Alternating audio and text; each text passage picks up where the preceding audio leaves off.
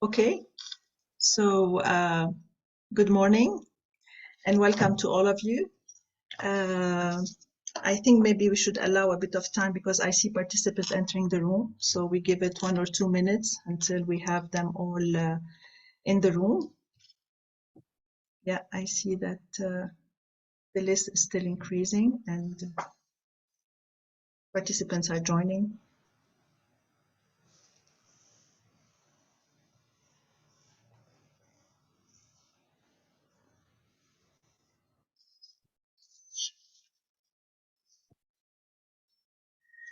Okay, I think we can start now. So again, good morning and welcome to all.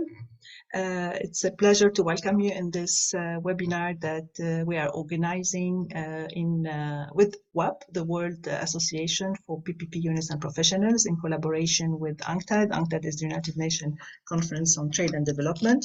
And the topic of our meeting today is dry ports and PPPs.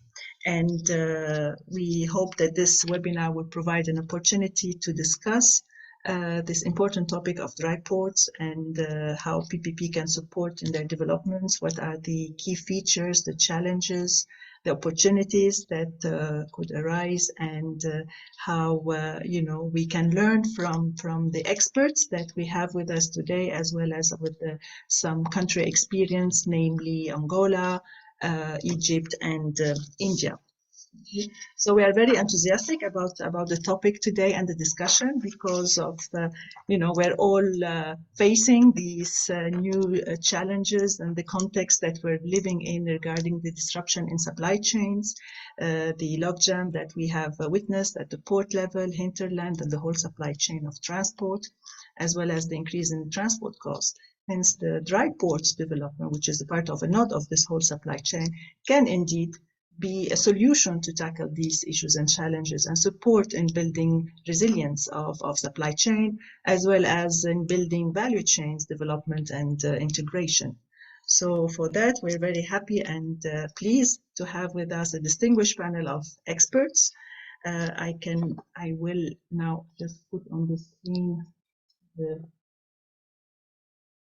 we have with us Mr. Catarino Pereira, Chairman of ARCLA. ARCLA is the Angola Cargo and Logistic Regulatory Agency. We have also Mr. Marcos Martinez, Head of PPP Advisory Unit from EBRD, the European Bank for Development, and then Reconstruction and Development, sorry. We have also Mr. Jesper Ball, Managing Director of the Logistic Value Chain within ARISE, Integrated Industrial Platform, so ARISE IIP, and Mr. Nivesh Chaudhary, Managing Director of Infrastructure Advisory and from ASELA, sorry, as well as Mr. Eric Bell, Chair of the WAPPP Port Chapter. So our webinar today will be split in 2 parts. We will first listen to our panel presentations, followed by a short Q&A session. And then we have a second part that will take the form of a roundtable discussion where we will able to explore a bit further the main issues that would be discussed by our panelists.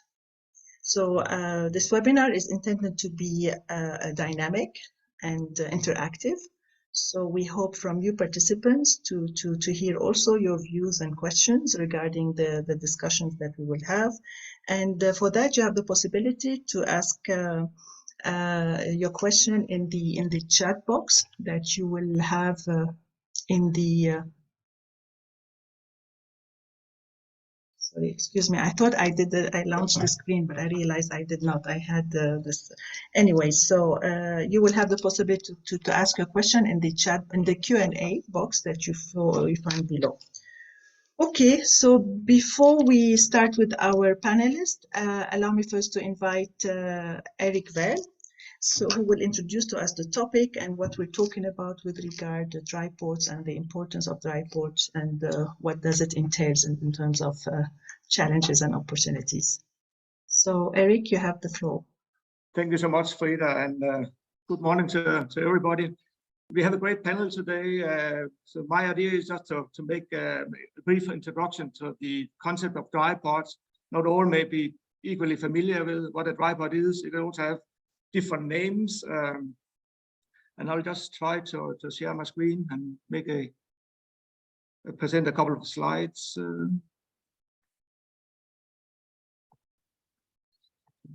Yeah, can you see my screen? Yes. Super, very good. Yes.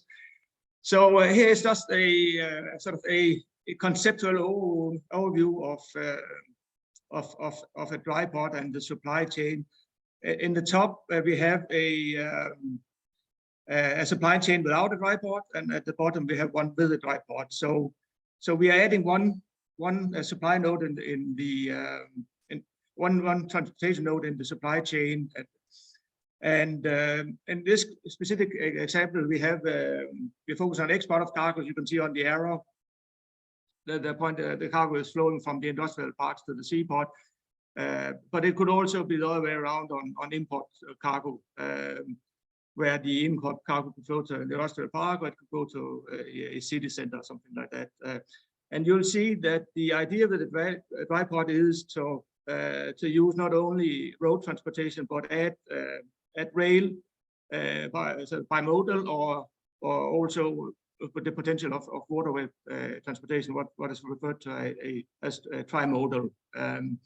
So in that way, you can obtain sort of a number of benefits, as typically it's cheaper to operate a dry port than a seaport. So the tariffs are often lower for storage and handling than it is at the seaport. So we know for sure that there will be a number of disadvantages with the dry port, because it represents an extra node in the supply chain. So you'll have to touch the cargo one extra time at least. So it will generate additional container moves if it's a container related dry port, or other handling activities if it's bulk or break bulk. So the cargo can be different types. However, it also comes with some benefits, particularly on transportation costs, as train transportation cost per kilometer or per container is lower than the corresponding truck transportation cost.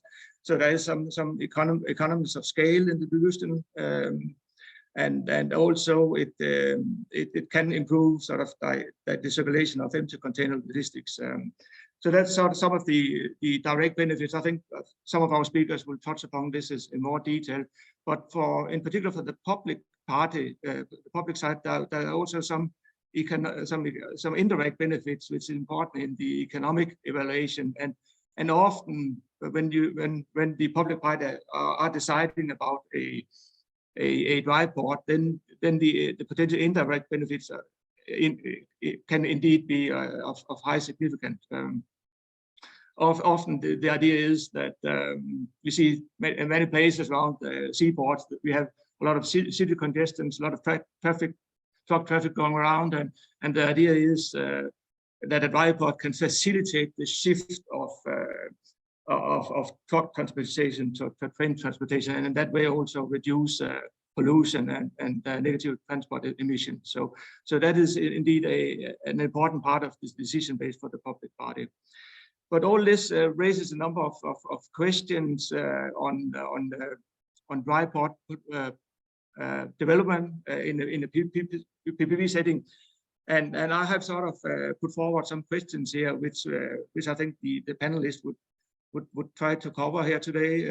Some of them or all of them, and my perspective here is it's mainly from the public side. And so before embarking on such a project here, the public party, of course, needs to sort of determine what the key objectives is with the dry port and how it ties into the wider, you can say, port master plan, national port master plan, and also the various transport corridors and so forth. So important to establish the key objectives, and also the public party needs to establish what needs to be done in order to embark on this project. We need to do a feasibility study, environmental impact assessment, and so forth. This could also be the first dry port in the country, so it may also be an idea to reach out. So consultants or parties who can facilitate with the development of dry port. And in this case, we are happy to have EBRD on the panel here who tell us more about that. They can provide technical assistance. And we also have UNCTAD, who is also involved in these kind of projects here. A very important question is where to locate a dry port in order to generate some economies of scale. So this is a pivotal question, and I think the panelists will also discuss what are the important criteria and determining factors on dry port location. We see that in order for a dry port to be successful, we see around the world that it almost have to have either a rail connection or an inland waterway connection, or both. Road connection is not enough, so that means that somehow the dry port needs to be connected to the rail transportation system, and the public party or possibly the private party may have to finance rail tracks or the rails for connecting the dry port to the transportation system. An interesting question is also about tariffs, because in tariffs in this case here, you can say the logic setting is different than to a gateway seaport, because the parties controlling the cargo can actually decide not to use a dry port if the value proposition is not sufficiently attractive, whereas a cargo, import-export cargo, always have to flow via one seaport. So the question of tariffs is also very interesting. And another aspect is custom clearance. Where do we do actually custom clearance? Is that done at the seaport or at the dry port? And also we'll also briefly touch about the risks and risk allocation between the public and the private side. The risk profile of a dry port is quite different to a seaport because of the cargo flow.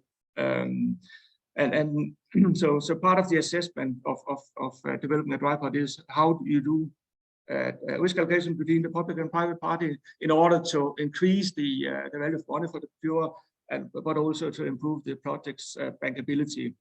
And finally, we'll also briefly touch upon who could be a good concessionaire. Would that be a typical port operator, or would it be a company with who holds cargo interests, so who can control the cargo and can decide that they are going to use the dry port. So those are a number of key questions which I think the panel will try to cover today. So I'll hand it back to you, Freda. Thank you. Yeah.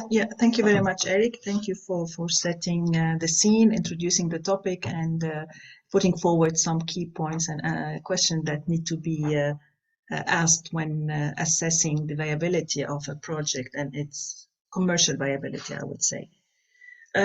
So now we can move to our first panelist in this roundtable, and I'm very pleased to welcome Mr. Catarino Pereira, CEO of ARCLA, who would guide us or give us an example of Angola experience in developing dry ports and logistics platform, the role of government, and how they perceive PPP development in this regard.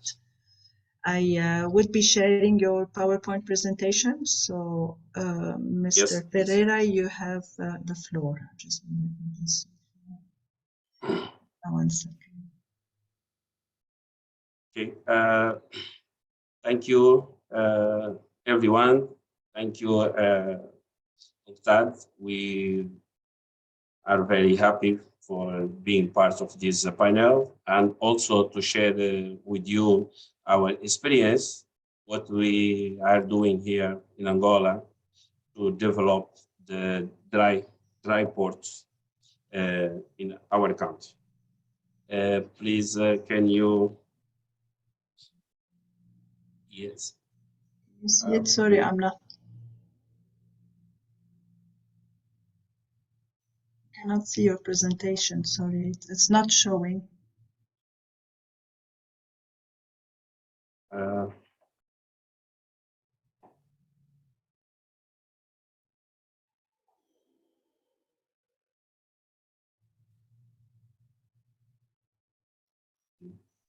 I'm trying again, sorry. Okay.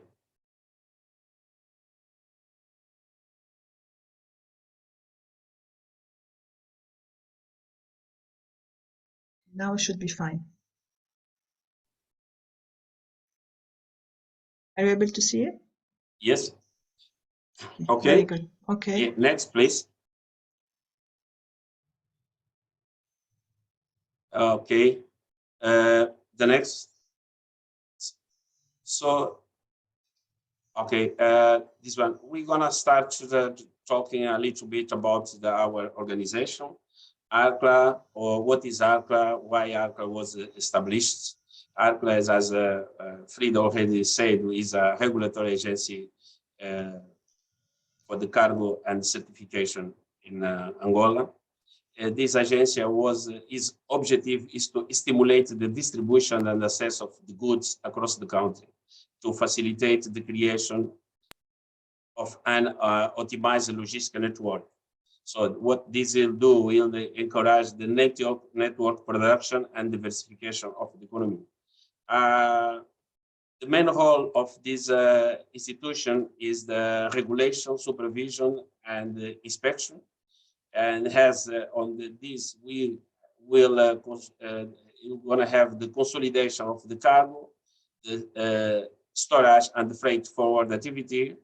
We will also work on the taking the cargo by sea, road, and rail, and also one main objective is the develop and manage the national network of logistics platform, where includes the dry ports, what we call the logistics ports, where also includes the logistics platform concession. The second item will be the public policy for support the institutional, as well the logistic agent support service and the strategic communication.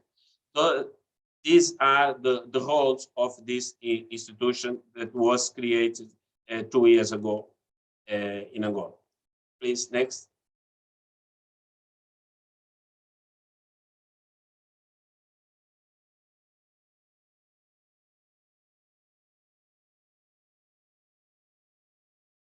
Frida, please. Okay, so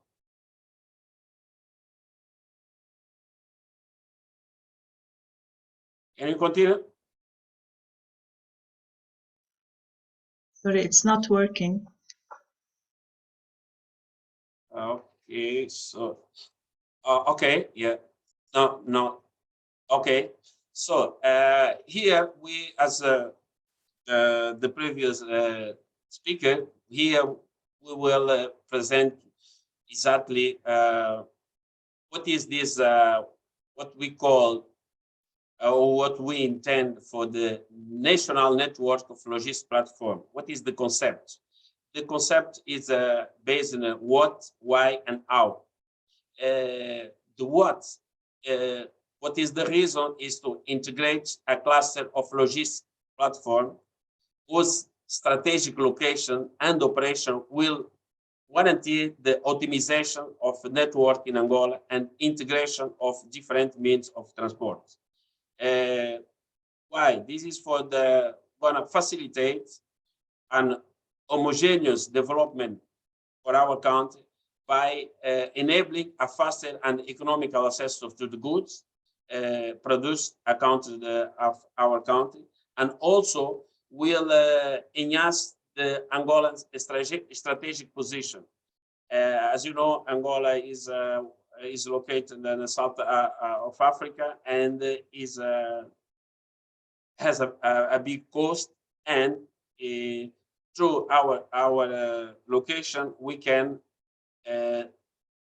send cargo to the inland countries. That is really very important, the strategy. How are we going to do this? So the way that we're going to expect with the logistics platform to establish of new business what I mean, new company will merge around the place where we're gonna build the logistics platform, and the existing company can relocate because to in order to improve their own business.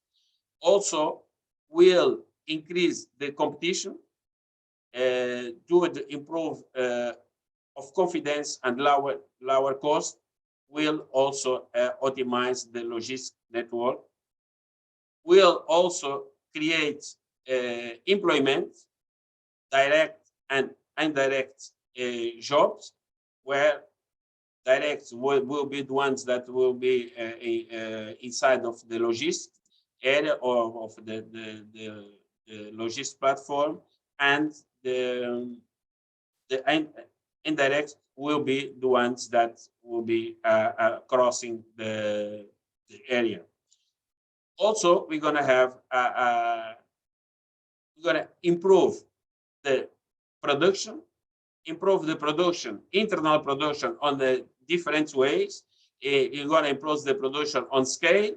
We're going to improve the production on quality, and we're going to also allowed to improve the production according to the international rules that will be able to export not only for the region, but also to the European and other different continents. Next, please. So here we have the model that we are using for the concession of this logistic platform, or some of them are dry ports, where the ARCLA has the responsibility of the promotion and the regulatory, and also he's the one that is leading this project. This project has been a PPP, has the public responsibilities, that the public responsibility is under the Ministry of Transport through ARCLA, and the concessionaire that will invest on the building of this project.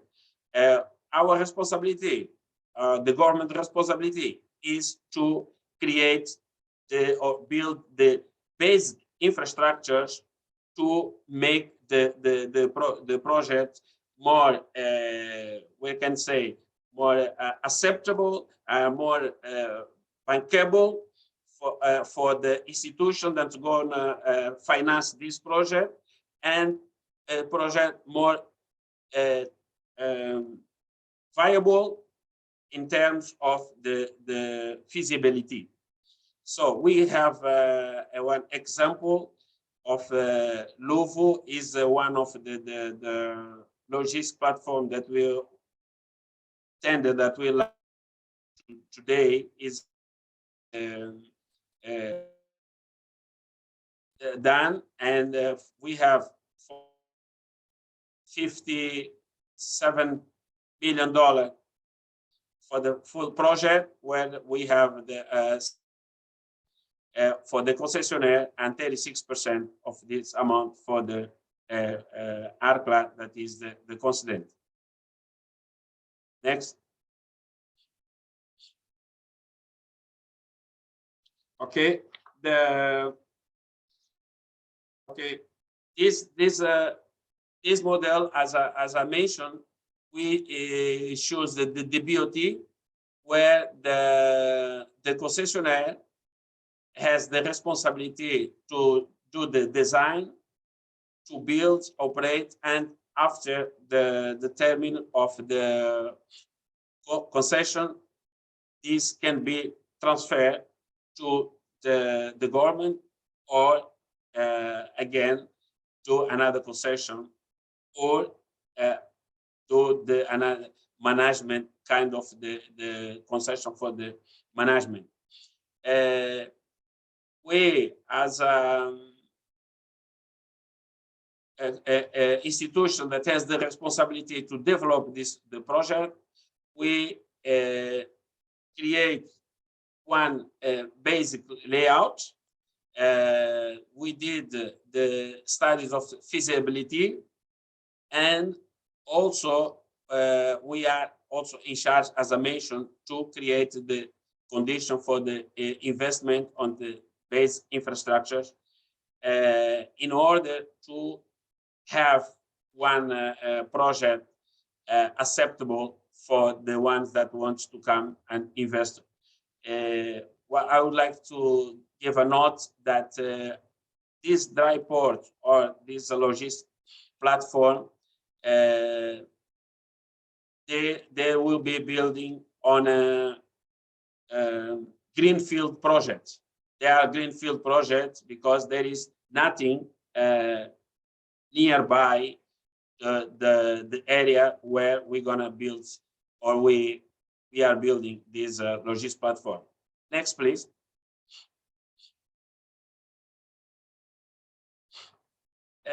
Here we just note that we have 3 different logistics platform.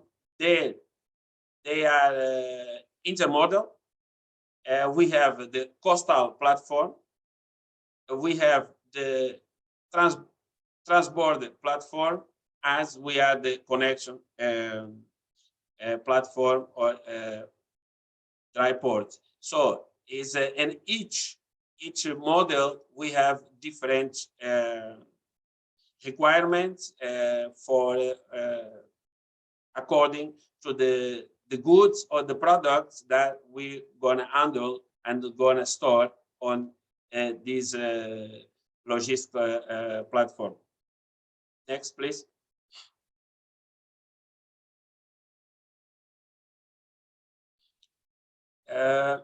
Here on this slide, we are again, as I mentioned, they are intermodal, and by all the logistics platform, they should have, you know, main core service, and we have beside the official bureaucratic service, as everybody knows, we should have distribution, we should have cargo handling and consolidation, we should have infrastructure maintenance, safety, security. All these service must be there on inside of the dry port or logistics platform. We also, as normal, we should have areas for loading, empty container, maneuver, warehouse for dry, cold, silos, and also light industry office. Again, not in all dry port or logistics platform will have the same service. The service will vary according to the cargo or according to the goods that we will move on this logistics platform. Next, please. So with the telecommunication, water, energy, and the multimodal access is under responsibility of the ARCLA or the government of Angola. That is the one to bring this service for the concessionaire to the construction of the base infrastructure on the dry port. Next, please. So, Frida, everyone, those are the few slides that I have to share with you. Please, I'm free to discuss and to answer your question. Thank you.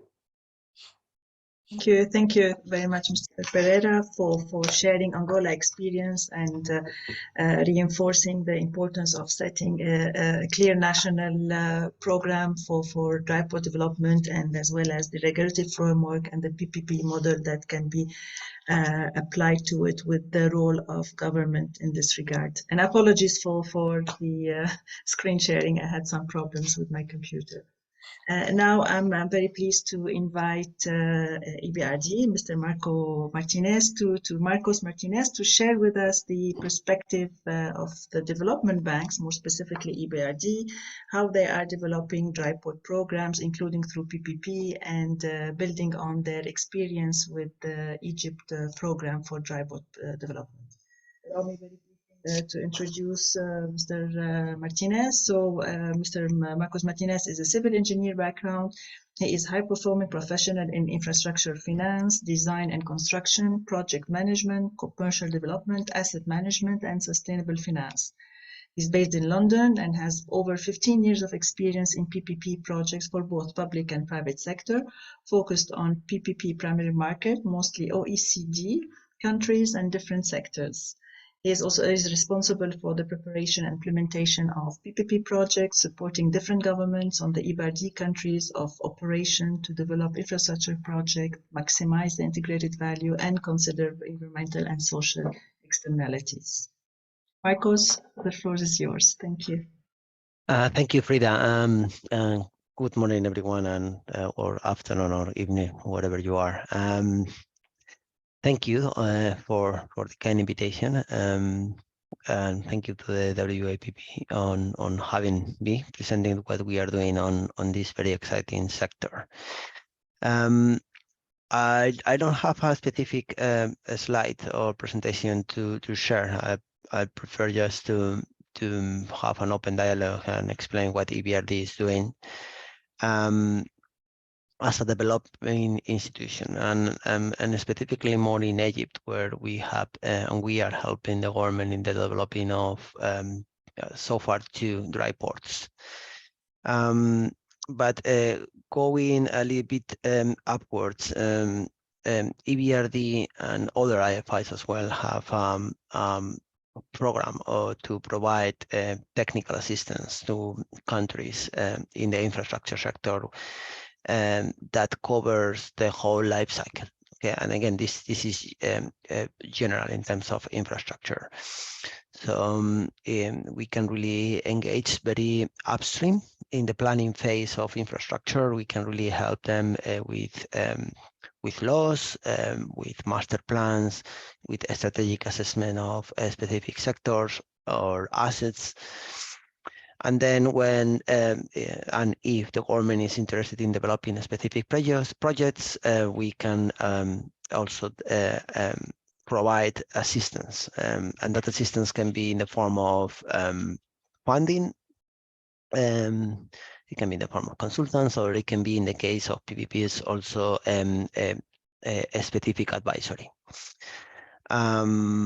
And then obviously, like any financial institution, if the project goes into procurement and is successfully awarded to a private company, and then the bank can really finance the project or provide other financial products like equity or specific guarantees in specific cases. So overall, the point is we go through the whole life cycle of the asset. My team, the advisory unit that EBRD has, is responsible from policy until financial close of a specific project, and then the banking team within the bank takes it forward. Obviously, in the case of the successful bidder is interested in getting EBRD financing, and from, again, financing, construction, and operation, but we can also help during those phases. In the case of Egypt, it's a very good case study for my point. It's we started in 2016, and we were helping them in the review of the national master plan for transport, and that master plan included the requirement to develop intermodal connectivity between the Red Sea and the Mediterranean coast, and it also identified the need to develop the logistics sector. Okay, we with the help of the World Bank, with the GIF, we look at that, and we identify different projects, different logistic centers and dry ports that could really complement the transport system, and specifically the rail system, together with the seaports.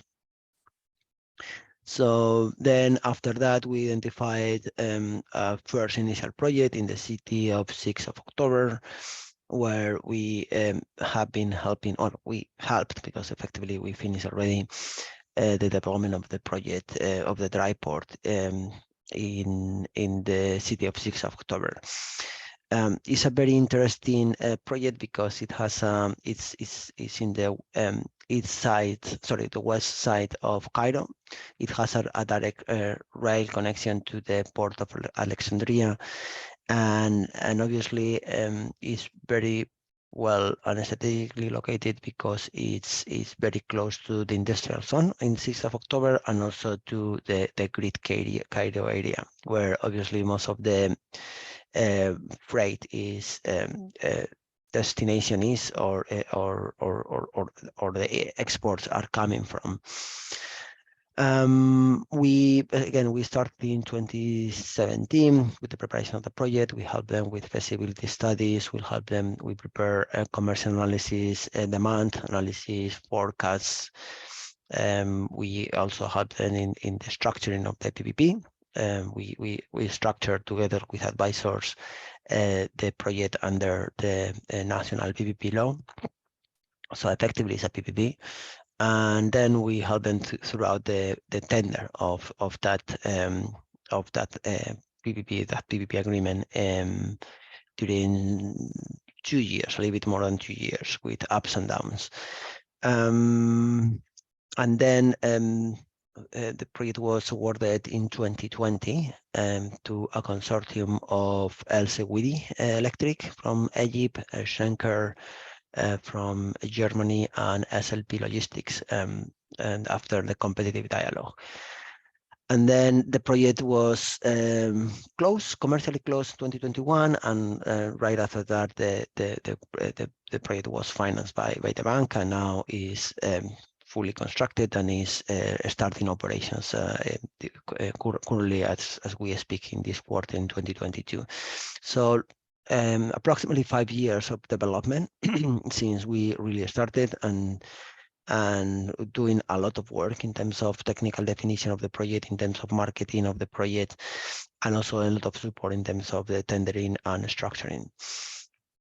I can go a little bit later on what is the structure and what were the challenges that we face, and probably what is key or what we see key in the development of PPPs in this sector, and specific in Egypt.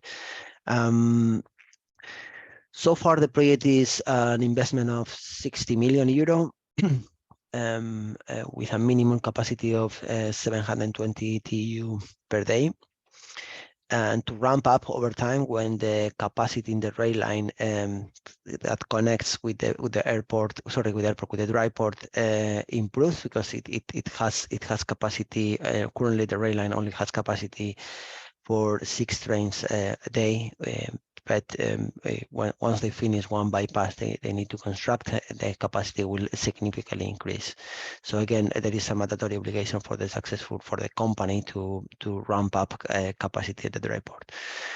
And then it's a very standard business proposition, with the ports, with the containers being called at the dry port, with the customs being cleared there, and with a lot of logistic activities also going on in terms of container services and packaging, containerization, so warehouses activities, in order to really cover the last mile to provide the final freight to the final destination in Cairo. So we effectively, with this project, approximately 180 kilometers of transport have been shifted from trucks, from the roads, which has been the predominant mode of transportation of freight in Egypt, to the rail line, which is one of the big benefits in terms of reliability, but obviously also in terms of environment and reduction of CO2 and other pollutants. I mean, I think it's been quite successful, the project in terms of implementation, and now we are also working in another port, in another dry port in the other side of Cairo, in another city called 10th of Ramadan.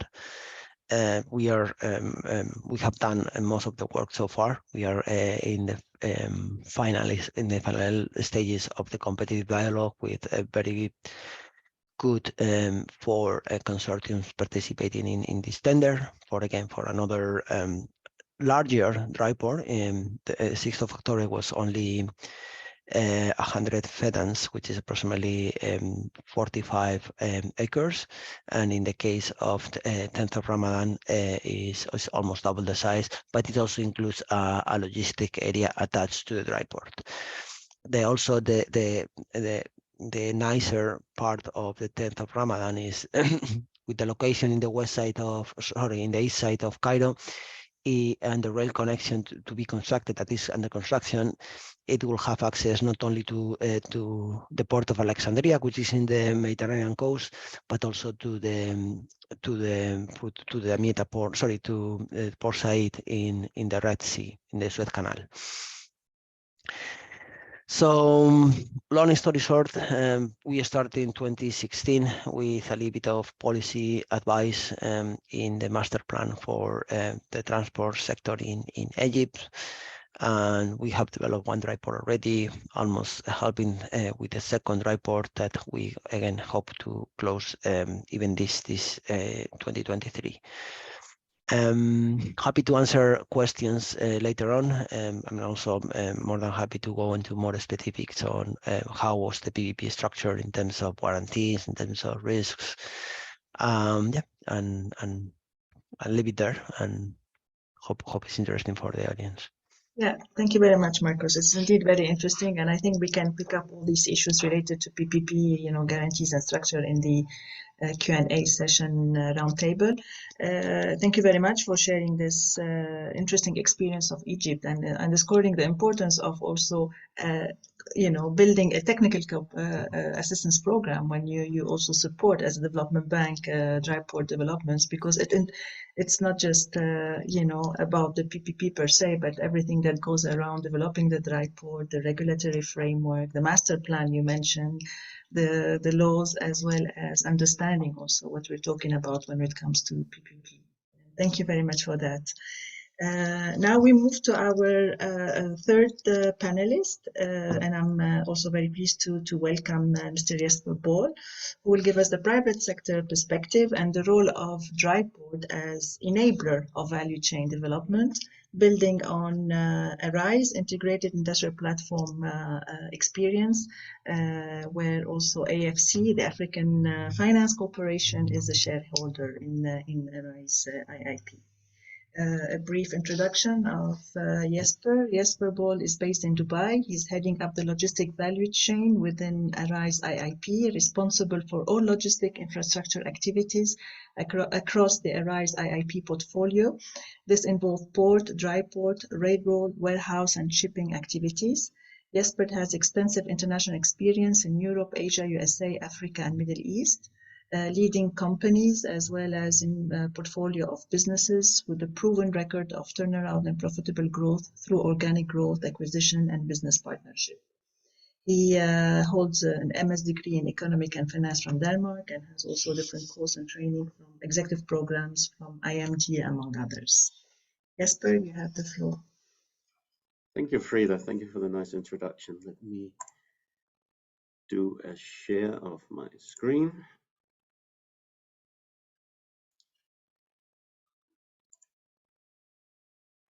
Yeah, it's working. It's working, very good. All right, so what I plan to do here, Frida, is just to give a very brief introduction to ARISE and what it is and that we do. And then I'll give you two very brief as well, use cases of specific dry ports that we have developed. So what we do in Arise is that we bring transformation of raw material into Africa, and we're talking about wood, cotton, soybean, cashew, etc. So we are really a bit of a counter-globalization force, if you will. We bring that transformation local, and by doing so, we address some really big issues around Africa today, around climate change, unemployment, income inequality, and we do that in a for-profit model. And it works very, very well. Personally, I think that for-profit is the only way to solve some of these big challenges in the world today.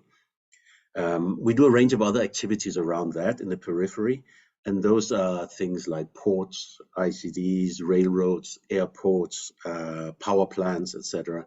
These are all there to support the key activity, which is to do the local transformation. We are organized with a range of very strong shareholders in various projects of ours. Africa Finance Corporation is one of our key shareholders. We got AP Moller Capital out of Copenhagen, Meridium from France. We got ATIF Fund from Dubai. So we are blessed with some very, very strong shareholders here. We are on a very fast growth pace in Africa. And just to give you an idea about this, let's see if it works. But we started off in Gabon 10 years ago, centered around wood. We extended into Benin and Togo to do agricultural products and cotton. Ivory Coast, agricultural. We're opening up in Rwanda for light manufacturing, Nigeria for agricultural. The two Congos, where we do wood and mining business, and now in Chad, latest, where we're going to do a meat processing facility. So let's jump straight into it here. There's just some nice pictures, not a lot of charts or anything to that effect, so it's light. The first is a dry port we have in Togo, in Adétikopé, 30 kilometers from the port of Lomé, that we've been operating for the last year and a half now. So this facility is located within our SEZ, our economic zone, and it's focused on the transformation of soy and cotton. So we developed about 100,000 TU capacity over 5 hectares here. It's high quality facility. We got a full automated gate with OCR systems, etc. And from a legal perspective, this is an extension of the port of Lomé. So it is considered legally a part of the port. Yes, sorry to interrupt you, but the slides are not running. We're still in the first one. Are you still in the first one? So I'm on the third one here. So I wonder what's wrong. Maybe, yeah, we need to, with the mouse, if you can try to scroll down sometimes. So nothing is changing on your side? No.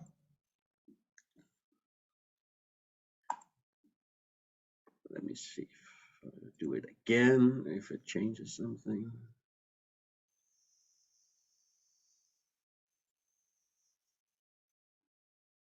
Yeah, now we see.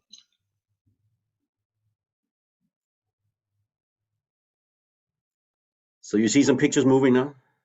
Right. Okay, very good. So this facility is in Lomé in Togo. So as I said, it's a good quality facility we built here, 100,000 TU capacity. It's not a PPP model as such. This is really a private model. So it's a land lease. We have the government as a 30% partner. We do traditional joint venture financing. So the government doesn't carry any infrastructure as such. But what we do get, and let me just double check, Frida, it moved now, right? Yes. Okay. Good, yeah. Then we're on track. What we do get from the government side is a mandate, in this case, for hinterland cargo. So everything going to hinterland countries has to be cleared in our facility here. And in return, we clear up a lot of the congestion in the road and in the city. So we move everything on the road, not on the railroad, but on the road in convoy at nighttime into the dry port that is still bonded.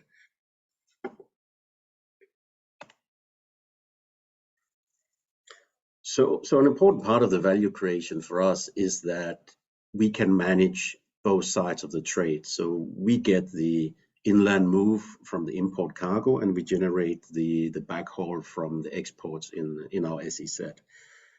Transport on road in particular is a big cost item here, and it's critical that we can balance out the inbound and outbound cargo. There's a lot of profitability to pick up from that. So part of the agreement we had with the government here was, as I said, to clean out road congestion. So we developed a truck parking facility here with 400 parking slots. So again, this is an automated system. So there's a ticket booth. You get access tickets just like a parking lot by a supermarket, and you're then called on a ticket system to the ICD for pickup and drop off of cargo. And you'll see out in the little corner here, we build a facility for the truckers as well, where there's local food offerings, there's a TV with sports channels, etc. So it keeps a bit of the rowdiness down. Part of the ICD is also a CFS facility, so we can do stripping and stuffing on the roof. And again, part of this is that we integrated, so we have on-site customs, banks, we have the agricultural departments, everyone that's needed to do a quick clearance of cargo, they are here on the ground. And then the second thing I want to show is a very different model here. So that's from Gabon. This is a river port, river dry port, if you will, where the idea is to skip the road altogether. So we are moving our cargo here from our SEZ, where we have the factories dealing with wood transformation, into the port. In this case, we also have built and own the port, but that could in theory be any port operator. So we move this volume 16 nautical miles on the river instead of on the road. Now there's no import leg here to compensate for this move, so the costing is a little bit different. You can see it's a very, very small and very simple facility here. So this is really just a staging yard. So we use side loaders that we actually connect the cargo that's being stuffed on the factories. We bring it down here to our staging, load it on the barges, and take it down to the port. And what this means is that we can cut the cost of moving our containers on road down to about a third. So that's more than sufficient to compensate for the lacking import haulage. And what it means for the customers is that it's incredibly easy. So they basically clear customs at their own facility, and at the gate of the factory, their job is done. They hand it over to us. It's cleared. We take it through the river. We take it to the port and to the ocean carrier. So it's very easy for the customers end of the day, and that is really one of the key points here. It has to be easy for the end customer in order for this to work. That's all I had, Frida. I hope I've managed to keep it brief. Yeah, no, thank you very much. Yes, but this was very clear and very interesting, sharing these different experience that you have in Africa in developing dry port around value chain development and the type of collaboration with it's a different type of public-private collaboration. You know? It's a different model, yes. Yeah. But still, it is a partnership, and the role of the private sector is key in this regard. So thank you very much. And now we move to, last but not least, our last panelist in this first session. And we're very happy to have with us Mr. Nivesh Chaudhary, who will share the experience of India, successful experience of India in dry port developments, and given his perspective from the consultancy advisory role that they played in supporting and developing these projects of dry ports.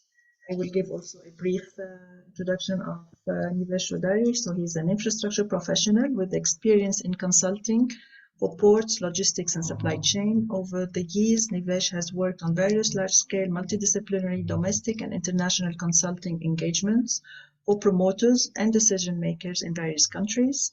Nivesh is a consultant to the World Bank, and his other key client segment includes India and international public and privately held corporation, port authorities, private equity funds, and financial institutions. He's quoted repeatedly in international business media for views on the Indian and global ports and shipping industry. Nivesh, you have the floor. Do you want me to share your presentation, or you would? Yeah, I may do that. No problem. Yeah. You can do it. Thanks, Thank you. Thanks for the introduction, first of all. And I would like to thank WAPPP and UNCTAD for the platform and for having me here. Good morning, good afternoon, good evening, everyone. Let me share my screen and then we'll talk about a few things. Can you see my screen, Frida and others? I believe. Still sharing. We're waiting. Okay, now it's working. Yeah. Okay, great. Thank you. So I'll talk about the project development perspective of a dry port, and I'll talk from the context of Indian cases, and also, yeah, of course, the situation in India may be different than what would be having in other countries. But in principle, the dry port requirement, the function as a dry port is still the same in a lot of countries. And the way, I think the Eric also had highlighted in the beginning of the presentation, the dry port typically acts as an intermediary and as an offset of a port facility. And that's the way it is working in this country as well. Without further ado, in the interest of time, let me quickly go to one of the slides. Yeah, I'll move another. Yes. So let me talk a bit about how is it structured in India, to set the context and to give the idea about how the way the entire industry is organized. And then we'll talk about more specifics about the dry port functioning in this region. When we say dry port, it's classified as ICD, which is Inland Container Depot, or CFS, Container Freight Station. That's how the way it's classified here in India. Mostly these are either public operated or privately owned dry ports. And the way CFS would be organized, they are typically closer to the ports, which are mostly on the east coast or west coast of India. If you see the map of India, the ports are located on east side and west side. West side ports are typically container driven ports. They are predominantly handling container cargo. East coast ports are more bulk driven. So the CFSs are largely concentrated around west coast of India. And ICD, as is the nature of the business, these are largely concentrated in the key hinterland, the key cargo generating areas, which is northern India and also some of these states called Maharashtra and middle and other parts of the northern India. Now I'll talk about one of the key ICD, which is in India, which is called Dadri. Now, this is not the largest. The largest one is Tughlakabad, but there are some issues with Tughlakabad concerning the space constraint and the traffic which the dry port is handling. But if you look at the Dadri dry port, this is one of the largest. It's handling a sizable amount of volume. It's largely largely focusing on the traffic generated from Delhi NCR, which is the capital of India, and the region around Delhi. Now, the key success factors of the dry port is because this has a good catchment area along the dry port. A good amount of traffic is actually coming to the dry port. And the dry port is actually connected to some of the key ports in India, which includes Jawaharlal Port, Jain Port, which is Mumbai Port, and also a port in Gujarat, which is Mundra. A lot of cargo from this dry port is going to these two ports. Also, now, in terms of the share of the traffic which these dry ports are handling, if you look at only in the terms of volume of transaction which is happening at these dry ports, most of the volume or most of the business is happening around Delhi, which is the capital city. Now, of course, for success of any dry port, we need to have the connectivity. We need to have connectivity with the hinterland, with the cargo generating areas. And that's already there in most of the cases in India, but There are also some of the key marquee infrastructure projects which are being planned, which are being developed. Some of these are dedicated trade corridor, which is being planned between Delhi NCR, which is National Capital Region, and some of the ports, the port of Mumbai, that is Jawaharlal Nehru Port, JN Port. And there is another corridor called Eastern Dedicated Trade Corridor, which is connecting Delhi to Kolkata. Now, there are other infrastructure development projects which are coming up as Delhi-Mumbai Expressway and some other important projects which are there listed here in this slide. Why we are talking about it? Because dry port on its own cannot function unless there is a connectivity, unless there is a proper arrangement with the port. Because as I said, and as Eric also highlighted in his presentation in the summary brief, dry port has to have that functionality, that connectivity is very, very critical. So it's already there though, but yes, there is some augmentation proposal which are already there in pipeline. I'll talk about another interesting case which we have here in India. There is a project called Inland Waterway 1 or National Waterway 1. In terms of multimodal connectivity, most of the dry ports in India are either connected to rail or road or both. But none of the dry ports is right now connected to inland waterway or the river navigation. And that is what the government of India is currently trying to do with one of the projects which is very, very important, that is called National Waterway 1. Now, if you look at the connectivity, this is going to have a very wide coverage, but there are, of course, some technical limitations as the least available draft is not there. Night navigation is again a challenge, and the commercial viability of a project is again a challenge. Now, this project was supposed to be on PPP, but there was not much interest in the initial stages of the project, and then the government has to kind of redraw some of the parameters of the bidding or concession agreement. Multimodal operation again is a key, as we all know. Dry port can function only if there is a connectivity option, and in case of multimodal, that's where it starts making sense, because we know dry port would add another leg in the entire movement, and of course the connection between a cargo generating center and a port would direct connectivity would always make sense. But there are other benefits which are associated to dry port, because that also leads to the development of the region and other economic development activities which would always be associated with a dry port. So there are pros and cons. There are few good things about dry port. There are not so good things about dry port. We'll come to that. We'll come to that in the next slide. But the point which I'm trying to highlight here is that the connectivity is important. The multimodal integration is very, very important. If we have a option of a connectivity with the rail or road or inland waterway, we also need to be considerate about the last leg connectivity. We cannot ensure rail or waterway connectivity to the end destination. So we have to depend on the road. That's where the multimodal integration is very important, and the role of integration comes very, very critical. So through this calculation, I'll try to explain why dry port will make sense and in what cases it would not. Now, as we have seen this graphics earlier, we have picked up a case or illustration where the commodity is coming from a location called Delhi, which is capital city of India, and it's going to JNP port, Jawaharlal Nehru Port, which is the largest port in India.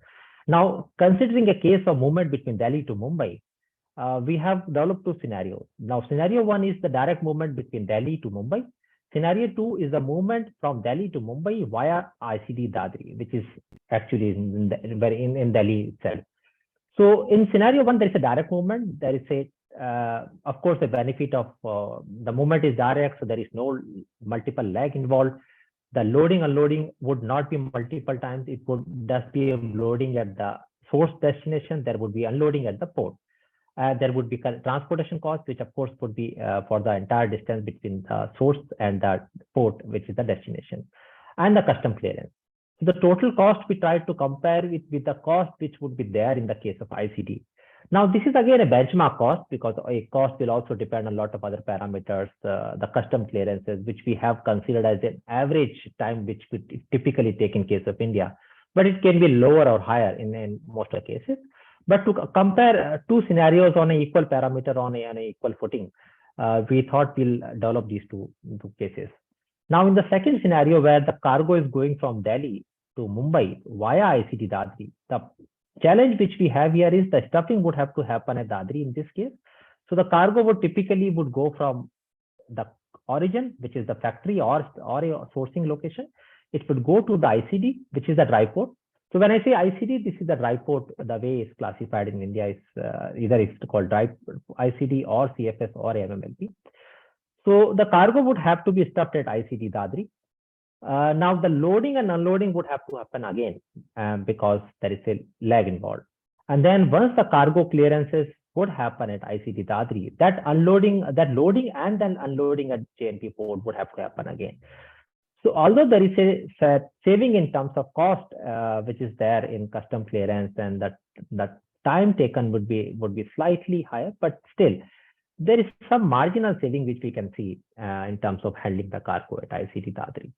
Again, this would also depend on the market conditions, the tariff which the facility would have to offer, and the connection which we have there. Because as we all know, reverse logistics is also very critical in case of a supply chain. If the truckers especially, because truckers in India, I'm sure in other parts of the world also is like that.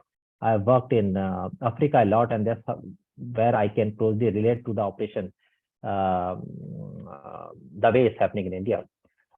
The trucking actually is, again, in India also is very largely unorganized and is handled by fragmented players. So the truck operation between Delhi to Mumbai, truck movement between Delhi to Mumbai, the cost of movement between these 2 points would be different than cost of moving the same commodity for the same distance between Delhi and some other location. Because the return cargo is something which will leverage the cost of movement for the onward cargo. So again, as I said, the benchmark is based on the general rule of thumb and the standard rates which are typically offered by the freight forwarder or the shipper. The important point to note here is there may be a cost saving. So the dry port may tend to cost efficient, but the efficiency in terms of cost and time would not be that significant. It may, because of the multiplicity of the handling and the additional lag which is typically involved. Now, again, there are some important things which I would like to highlight here, and I'll like again tell it from the perspective of how it's happening in India and how things have evolved in India. Some of you may already be aware that India adopted GST in 2017. And since adoption of GST, which is goods and service taxes, the taxation in India actually got consolidated. So instead of having local taxes or state level taxes, now there is a unified tax which is levied as a GST. Now, this again changed a lot of dynamics in supply chain, especially in India. Because there is no local tax, because there is no local differentiation in terms of the way the taxes were handled in different parts of India, there is a unified tax now. It doesn't make much difference where you want to operate or set up your base for logistic operation. Earlier, what was the case is the locations were chosen not only from the perspective of the cargo, proximity to the cargo, but also because of the fact that the places where there is a tax incentive were chosen as a default location compared to the places that there are more higher taxes. Now with GST, those kind of issues got resolved, and a lot of cargo originator or cargo generators or factories have realized that it would make perfect sense for them to consolidate the operation and rather than having fragmented operation at multiple places. So now this consolidation has helped in saving the logistic cost because of the economy of scale and because they can manage their operation well. So again, as on a thumb rule basis, this led to some saving in terms of the tax implication. But again, this tax saving is only the saving in the tax. There is other indirect saving which has already happened because of the saving in movement, because of the saving in multiple handling, which was typically the case earlier. Another development which has happened very recently was there was a guideline which was issued in 2020, which classifies the entire development, the nation into 3 zones, which is the red zone, blue zone, and green zone. If your area falls into red zone, there is no further development permitted except in exceptional cases. In blue zone, there are only specific licenses which would be given, and in green zone, there are new development which would be promoted. The idea behind this kind of regulation was to avoid unnecessary competition and to have fair trade in the industry, and also to promote the areas which are typically not connected to the supply chain, the rest of the country, and to which are typically not served as a region. There is another development which has very recently happened. In fact, last month, the government of India announced a national logistic policy, which actually talks a lot about the way the logistic operation has to happen in India. The focus of this policy is to reduce the logistic cost, which is typically higher in case of India compared to the rest of the economies. In interest of time, I'll quickly run through this slide and the next one. With PPP in dry port, there are few financial issues and risks. We are probably aware that in case of PPP in dry port, there are challenges in terms of the commercial risk, which is very, very critical, because the project which may appear viable on paper may have different set of challenges when the project is actually functional. The cargo is something which is very, very critical, because in case, of course, the developer would do his or her, their own due diligence at the time of bidding for the project. But a lot of things would typically change over the course of the time. Few connectivity projects which are typically critical for any dry port may come or may not come, or may change the course of the entire development. Some new competition may come in, which typically would not have been envisaged at the time of development of that project, and that may impact the entire commercial viability of the project. Now, every PPP project would also have a component of revenue share to the authority, or maybe a fixed royalty. That is something which will hit the developer a lot. In fact, in a lot of cases in India, not even dry ports, but also ports, and some of the terminals, the viability is something which got the project at toss. There is also a tariff regulation is again an important aspect. Now, there is always a classic debate which goes like, should there be a tariff regulation? Should there not be a tariff regulation? So again, both has their own pros and cons. But if you look at the dry port perspective, yes, tariff regulation will give them the control in the operation and reduce the operational risk. But at the same time, no regulation will allow them the flexibility, and the market would define the way the tariff should be decided. Now, we all would have seen the transition from the public owned asset to the private owned asset, and this graphic actually tells you about how structure will change if you move from public control to a private control. And the way if you move from left to right, full divestiture is where the control of the private would come in. The full control of private will come in, and the initial level structure is where the public owns and operates the asset. Now, on the risk side, private risk would be lower on the structure where the government authority or the public is managing it. But again, on the hand side, when the private owns and operates the asset, the private risk is higher, but the public control is lower. So it's a balance which typically we would have to make. One situation which may suit in one region may not work in the rest.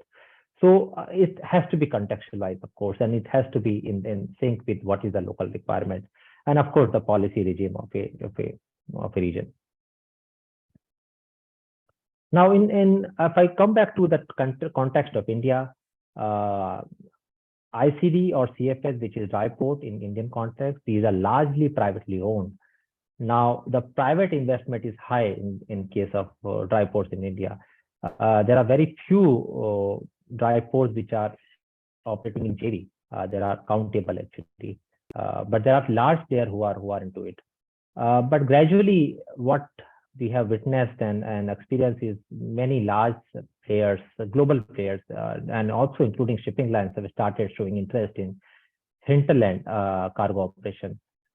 Players like Maersk, CMS, EGM, they have started operating or maybe showing interest in operating some of the large facilities in the hinterland side. They are also trying to get into consolidation of the cargo handling, like they already there at the seaside, so they are also getting into the land side handling. So and that's what is happening in case of India as well. Big players like Maersk, CMS CGM, they are getting into not only dry port handling but also the train operation. There was very recently CMS CGM has run a train movement between one of the ICD in Delhi to Mundra. So a lot of things are changing, and with private also comes a fair competition in the market, and that's what is typically have started happening. Not only operation of the dry port, but also movement or transportation of the commodities, like rail movement to be very precise, is controlled by Concord, which is a public authority for rail movement of cargo in India. Now, this is government owned and government controlled, and there is hardly any private rail movement in India. So this is where players have shown interest, but because of various reasons that has not happened. And this again has a lot of potential to play. Inland waterway movement, no CFS currently is connected to inland waterways, but of course there is one multimodal logistic hub which is likely to come, which is in Jogi-Gopa in Assam, which is northeast region of India. That is likely to be the first logistic hub or multimodal logistic hub or dry port per se, which would be connected to inland waterways. So if that happens, a lot of dynamics will change, because as of now we were only talking about road or rail or road rail, but things will change once we have a facility like this in India. Sorry for interrupting you, Nives. I wonder whether we could, we are running out of time. We only have 50 minutes left. I don't know whether we could shift to the QA session, please. Right. Yeah, so this is the last slide I have. Just to sum up, things are changing, as I said. The shipping line integration is what I talked about. Logistic parks are changing from warehousing to consolidation center to a mega hub. And smart logistic, of course, is something which is very important. We are talking about real-time performance tracking, IoT, and automation. So this is also something which is witnessing a lot of, we are seeing a lot of action in this area. So this is about what all I have to say in this. I'm open to questions if anyone has any specific point. Over to you, Rika. Yeah.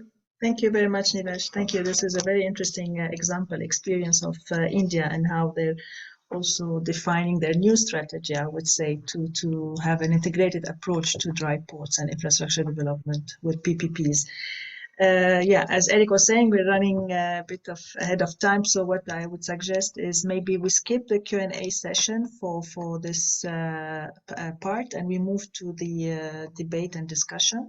Also, for the sake of time, what I would do, I will maybe put on the screen the questions, and I'll ask all the panelists to just, give their views on these different, or answer, all or key questions they deem relevant to their experience and expertise. So I will try. I hope this time my screen will work. Yeah, share. So yeah, so this is the can you see it? I hope. Yeah. Yes, we can see it. Okay, so you may wish to blow the slide up. Yeah. So here are the questions.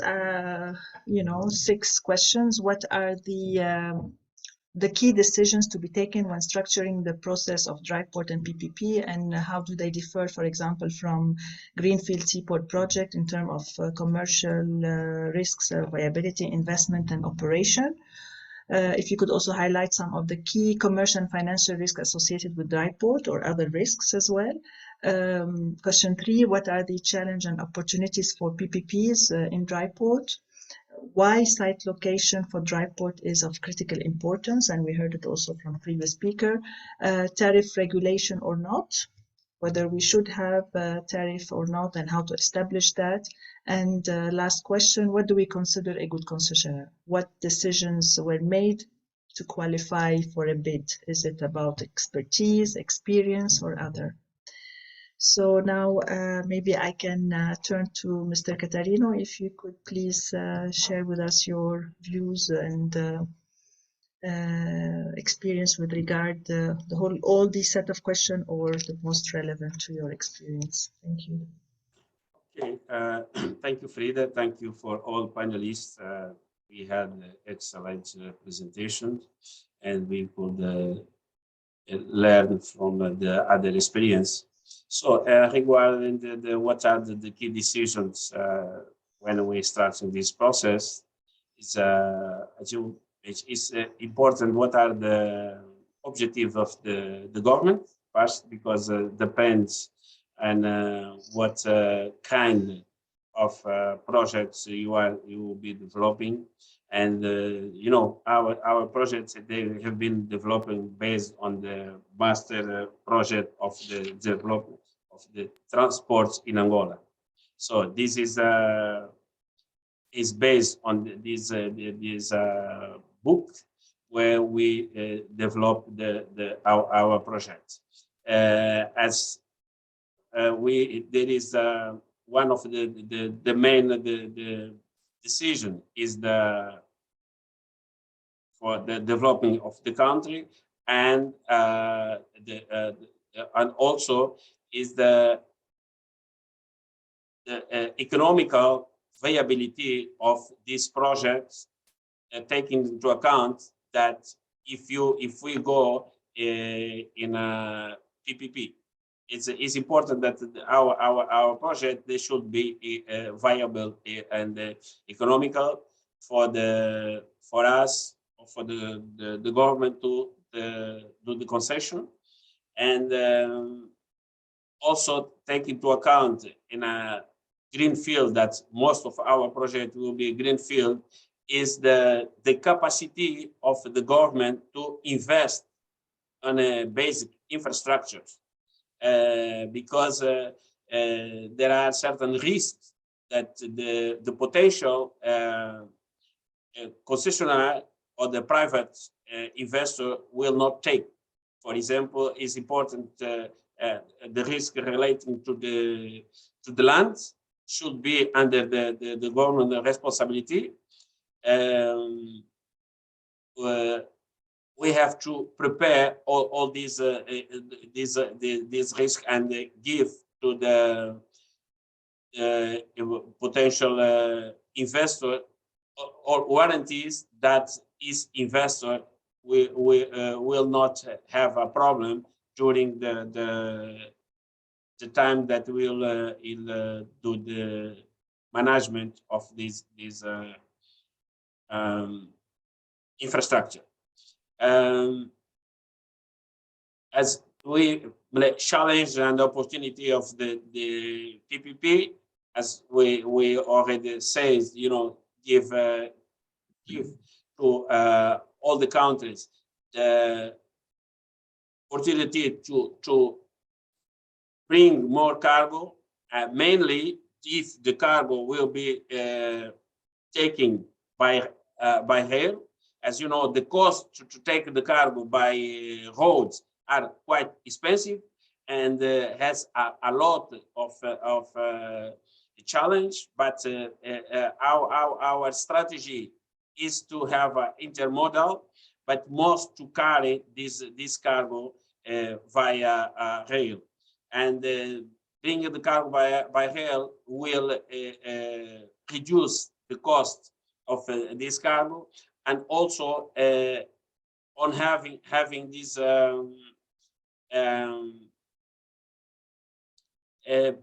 PPPs will give also the opportunity for the government to having they're not investing on certain projects, on certain infrastructure that are attractable for the privates. So the government will focus more on a social part instead to invest on a commercial, the project that more commercial or more viable for the investor. The location is for us is very critical, because one of the important things is when we define a location, is what is the gain for the region on this location, and for what is the gain also for the ones that will explore the infrastructure. Is there business, or we say, is there enough business that allows the investor to invest on that location? What are the risks that we have to move this or to implement these ports, dry ports there? And what also the proximity of the ports, proximity of the airports, proximity of the urban area where he can do the business. Tariff regulation is really important. In Angola, we recently approved in April 2000 this year. We approve a new regulation that it allowed reduce a lot of the cost for the not the tariff regulation. So it's the tariff regulation is not our responsibility, but the tariff regulation, this will be done according to the business. It's not the country that will define the tariff. Yeah, the country will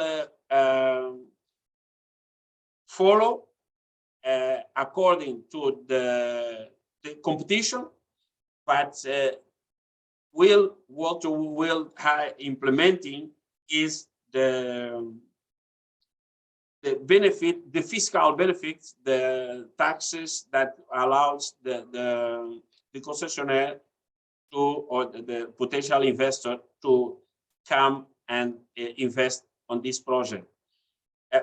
What is the good concessionaire? Of course, the good concessionaire should be one that he has knowledge, he is experience, and he has, you know, we have, we can divide them on red, green, and red, blue, and green.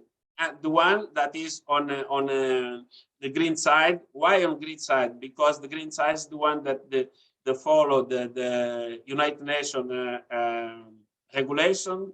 Is not the one that is not follow the must comply with what is the international regulation, is not on a bad list.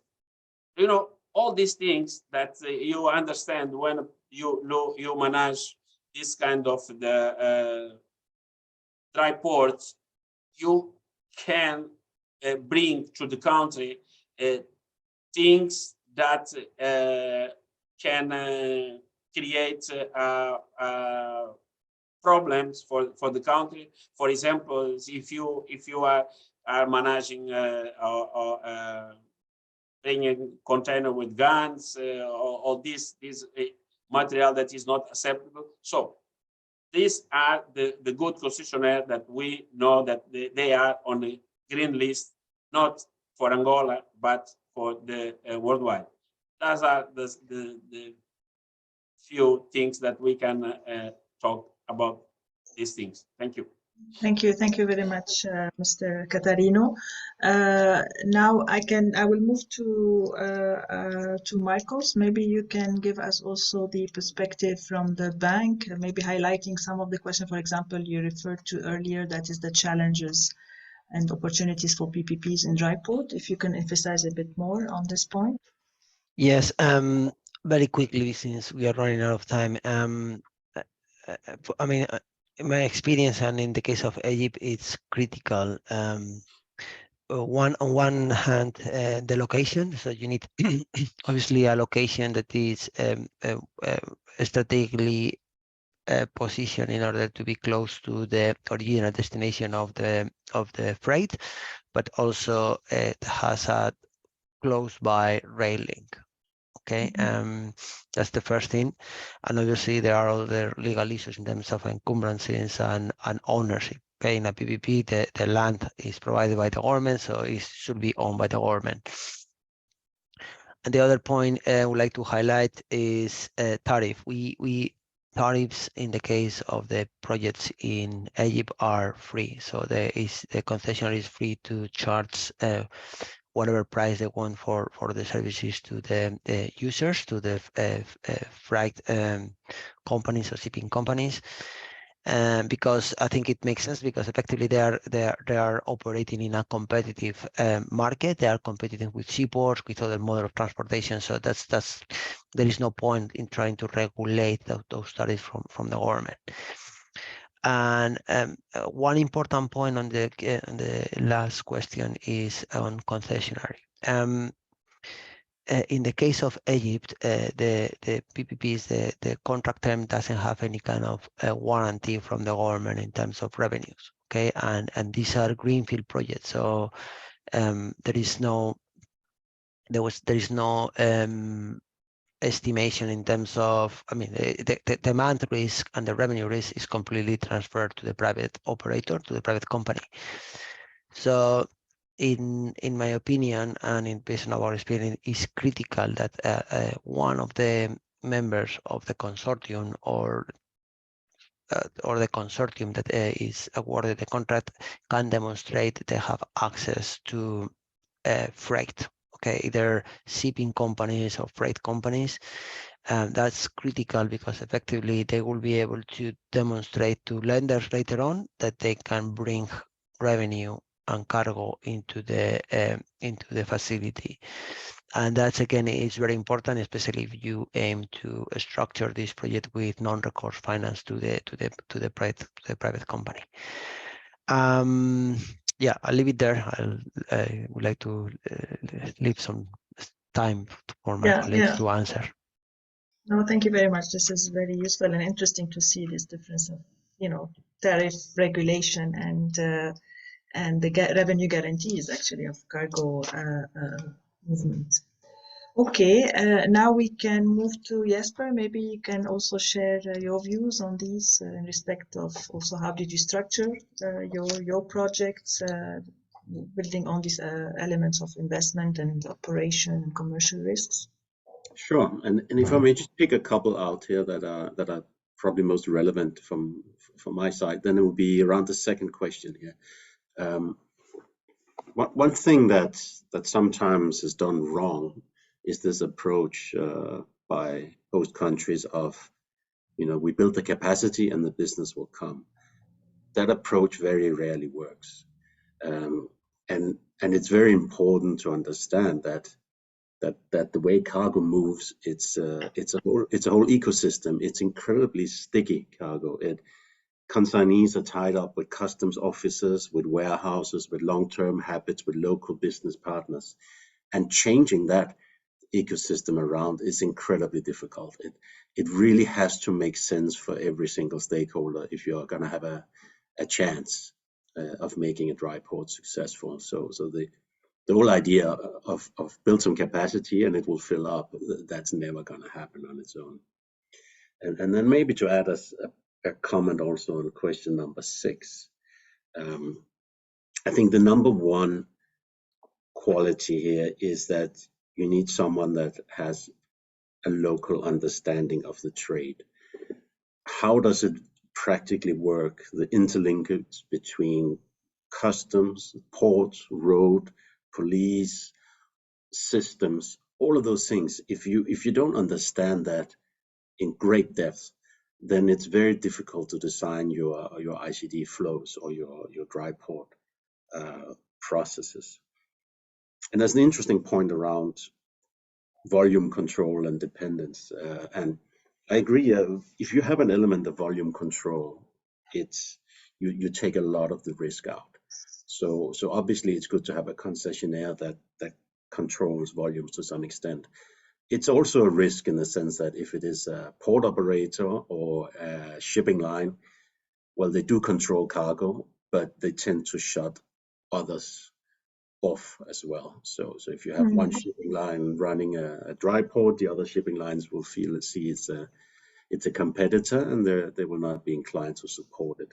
So that's something to keep in mind there. I think the least important part is probably on the operator skills. The actual skill sets of running an operation that's a skill set anybody can buy. It's not that difficult, but the local angle is very critical. Yeah, thank you very much. These are really very important points. You know, the ecosystem complexity, the local content, the volume control, and all these different aspects that should be factored in when looking at PPPs. Thank you very much, Jesper. Nivesh, maybe you can also step in with you mentioned the tariff regulation. Right. I think this is an important point. We heard it earlier also. Yeah. Eric, yes. So in the interest of time, I would be quick in my comments. So I'll talk about the risks which are involved and some of the common financial, commercial and financial risks, because now any dry port would obviously would have to have commercially viable, but there is a balance you would have to make between meeting the obligation, commercial obligation to the contract or the concession agreement for revenue sharing and for profitability. So that is that balance have to be made, because the authority would also have to have that kind of a skin in the game and the revenue share. But at the same time, the dry port would have to be financially or commercially viable. Now, as I said, a lot of time the viability would also depend on the external factors, which may be not in your control. So that is a tricky part which you would have to balance, and you would have to manage some of the externalities which are in your control, but of course you cannot control all. So there has to be enough provision in the concession agreement to observe those external shocks. That's what my comment is. Thank you, Nivesh. Thank you for that. External shocks and factors also to be considered. That's very important. Thank you. So we come now to an end of this roundtable quick session. If you don't mind, we can still stay for another 5 or 3 minutes just to go through the Q&As. And then, try to answer what we have in the chat box. Eric, I don't know. I don't see you on the screen. I don't know if you were able to compile the questions. And I see some questions that were answered. We still have 3. One of them is about this automated truck platooning on dedicated roads. So like the road train in Western Australia, but automated on bonded dedicated roads. So your views on that one. And what are the most important principles to respect in the construction of dry port so not to compromise the environment? So we have these, the first question, 2 questions are from Marcus Gottschalk, and the dry port and environment is from Tufik Ayadi. Who would like to answer these questions? Unless I can go around, I start with you, Mr. Catarino. Would you like to say something on the environmental aspects? Yes, and of course. It's, everybody knows that this is really important when you do the construction of a dry port. Mainly, the dry port you have to do this in most of Greenland, and this will affect the environment. So it's important that we do the studies to see what is the impact of the environment, not for the moment, but even for the future. What is, because this infrastructure will stay there for a long, and even if in that area that we choose to build the infrastructure, we found that is viable or commercial, but is bad for the environment, we should re-evaluate the project, because the cost of environment is long term is really very bad. So that's is what I say, we must do an environment study before we start the project. Thank you. Thank you. In Angola is by law. It's key. We must do. Thanks. Okay. I will need to leave in a few minutes. On the first questions, I honestly don't have experience. I cannot really help. I can really guide them on how to do that because something new to me. And on the construction and environment, just to point out that if you saw the pictures, these assets are simple from a construction point of view. It's a platform of concrete with warehouses and cranes on top of them. So I'm normally, unless you build this in an environmentally sensible area, you will not expect to have a massive impact. Okay, and also normally with medium-sized facilities. So again, everything superstructure is pretty much constructed outside and bring forward. Even the warehouses are prefabricated. So again, I would not be very concerned if the land is not very sensible.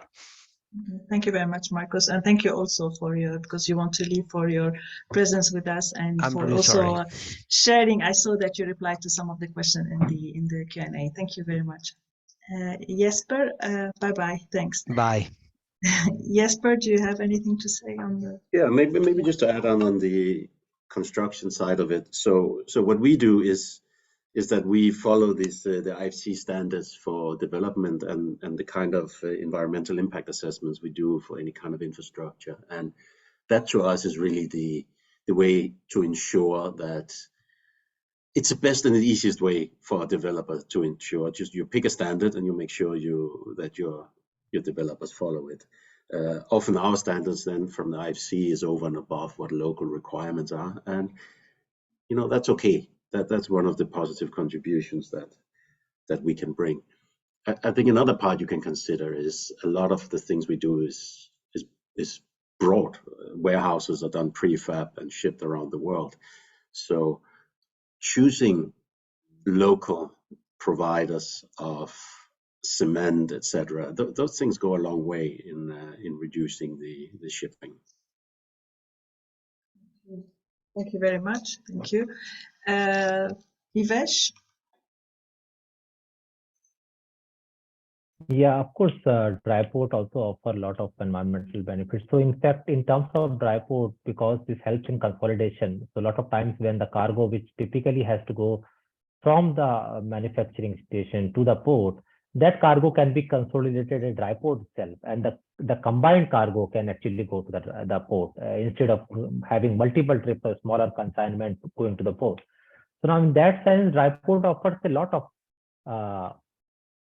kind of support in terms of the environment and that kind of carbon credit because of that consolidation which is happening at that place.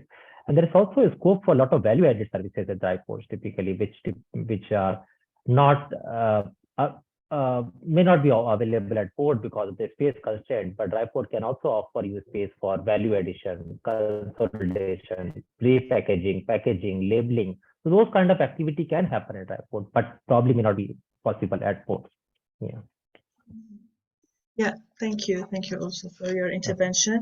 I think you all answered the second question regarding platooning truck. I think this is also a new topic, and we haven't seen, at least from the UN, we haven't seen much, pilot projects in this, except maybe in Germany, if I recall. It requires a lot of investment and also this whole truck system. So yeah, if I find any case study, I would share it with you. But from experience, I mean, I haven't seen any concrete project being implemented. Eric, do you want to say anything? Do you have anything to say on the? I will do it brief as we are running over time. I'd just like to thank all the participants for excellent presentations. And if I should try to summarize one or two points, it would be the focus on the supply chain and the value proposition which the dry port provides. In Angola, we saw an integrated approach, interesting, where the dry port is integrated in the logistics platform, and where it was carefully scoped what sort of services was intended to be provided. And ARISE showed some different transportation modes. We had an example where the dry port was connected to the road system only. It's quite unusual. And we had also another one where we use waterways. And interesting calculations from India, where I think one of the points were that the focus is not only on cost, but it is also on transportation time. And there's also other criteria for the ones having a cargo interest, whether some of the other deciding factors could be security, it could be frequency, and so forth. And I concur with what Jesper said also about cargo stickiness. What we see in the literature is actually that some dry ports are very successfully from the outset, whereas others it takes decades for volumes to grow and mature.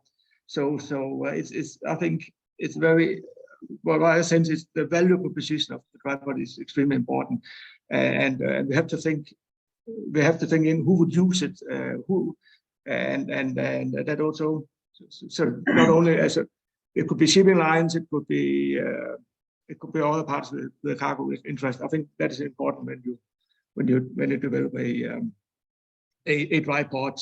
My last remark would be just one comment on WAPPP. We are an NGO. We are a neutral platform where we integrate all stakeholders, and we have a newsletter. If you may wish to subscribe, so it's on.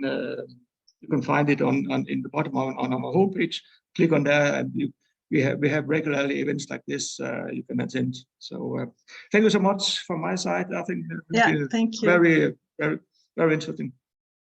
Yeah, indeed, it was very interesting, and I really thank your panelists for your valuable contributions and insights, and apologies for the delay and time, because I think you had so much to say, and it was very interesting. I could not stop you. So, and really, thank you for your time again, and participants, thank you for your active participation in the QA. And if you have any question, please do not hesitate to contact us. We'll come back to you with answers, and hope to see you also in our future webinars, activities, whether UNCTAD or WAPPP. And thank you all. And I saw one regarding presentations and the video. They all would be uploaded on both websites, UNCTAD and WAPPP, and on YouTube as well for this webinar. That's it. So I wish you all a good afternoon or good evening, and hope we'll meet again soon. Bye-bye to all. Thank you, Frida and Eric. Thank you. Thank you, everyone. Thank you.